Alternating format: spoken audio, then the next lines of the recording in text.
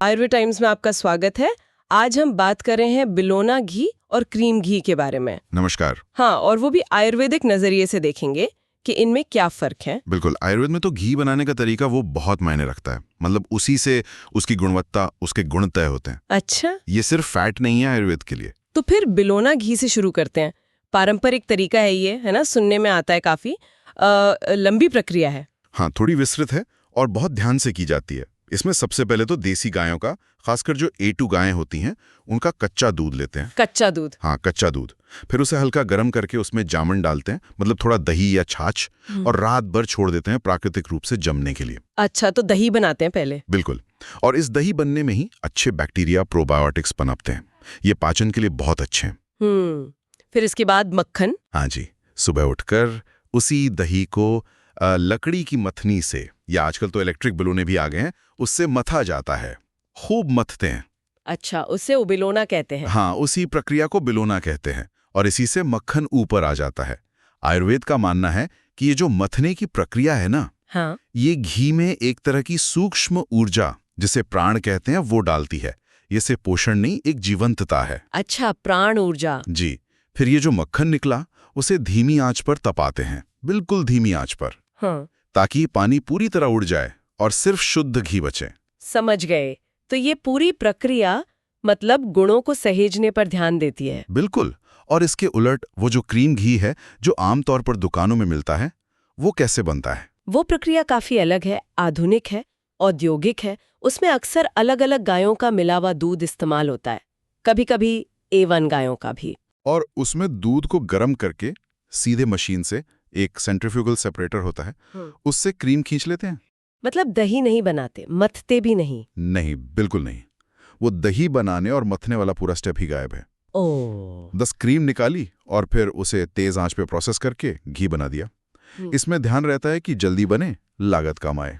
तो वो जो आयुर्वेदिक फायदे थे दही और मंथन के, वो इसमें नहीं आ पाते? सही पकड़ा आपने। वो प्राण वाली बात, पाचन वाले गुण, वो सब इसमें नहीं आ पाते, क्योंकि प्रक्रिया ही बदल गई। तो अगर तुलना करें दोनों की, मतलब प्रक्रिया तो अलग है ही। हाँ, प्रक्रिया तो बिल्कुल अलग। बिलोना में क्या है? दूध से दही, दही से मक्खन, फिर मक्खन से घी। क्रीम घी में दूध से सीधे क्रीम और क्रीम से घी। और वो फर्मेंटेशन वाली बात? हाँ, बिलोना में फर्मेंटेशन यानी किण्वन होता है दही बनने से। क्रीम घी में वो नहीं होता। बनावट और स्वाद में भी फर्क दिखता होगा? बहुत फर्क। बिलोना घी अक्सर थोड़ा दानेदार सा होता है, रंग सुनहरा पीला। क्रीम घी ज्यादातर एकदम चिकना, स्मूथ होता है और रंग हल्का पीला सा। और स्वाद?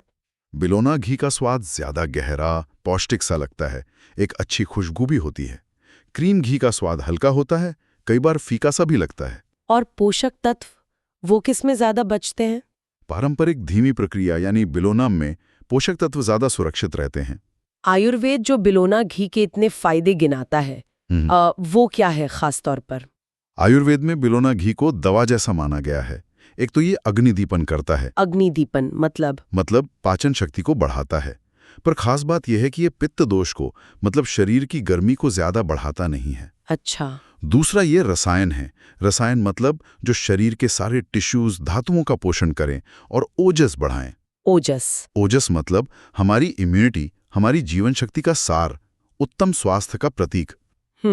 और इसे मेध्य भी कहा गया है, मतलब मेमोरी, बुद्धि, मानसिक शांति बढ़ाने वाला। वाह। हाँ, और ये वात और पित्त दोष को बैलेंस करने में भी बहुत मदद करता है। यानी ये सिर्फ खाने का तेल नहीं, मन और शरीर दोनों के लिए फायदेमंद है आयुर्वेद के हिसाब से। बिल्कुल। तो फिर क्रीम घी में ये गुण इतने कम क्यों माने जाते हैं? वही प्रक्रिया का फर्क? हाँ, मुख्य कारण वही है। देखिए, फर्मेंटेशन नहीं हुआ तो प्रोटीन का प्री डाइजेशन नहीं हुआ, जो दही बनने से होता है। अच्छा। पारंपरिक मंथन नहीं हुआ तो वो प्राणिक मूल्य कम हो गया। और सबसे बड़ी बात, संस्कार का भाव। संस्कार? हाँ, आयुर्वेद में संस्कार का मतलब है एक खास परिवर्तन लाने वाली प्रक्रिया। सही चीज, सही तरीका, सही इरादा। इससे एक साधारण चीज भी औषधीय बन जाती है। औद्योगिक प्रक्रिया में ये चीजें पीछे छूट जाती हैं, और वो मिला जुला दूध, खासकर A1 दूध, कुछ लोगों को सूट नहीं करता। सही बात है। आजकल सुविधा के चक्कर में गहरी बातें कहीं खो जाती हैं। तो फिर कोई कैसे चुने अपने लिए सही घी? देखिए, अगर किसी आयुर्वेदिक इलाज के लिए चाहिए, जैसे पंचकर्म या दवाओं के साथ, तब तो बिना शक बिलोना घी ही लेना चाहिए। पूजा पाठ, हवन वगैरह के लिए भी पारंपरिक रूप से बिलोना घी ही चलता है। और रोज के खाने के लिए?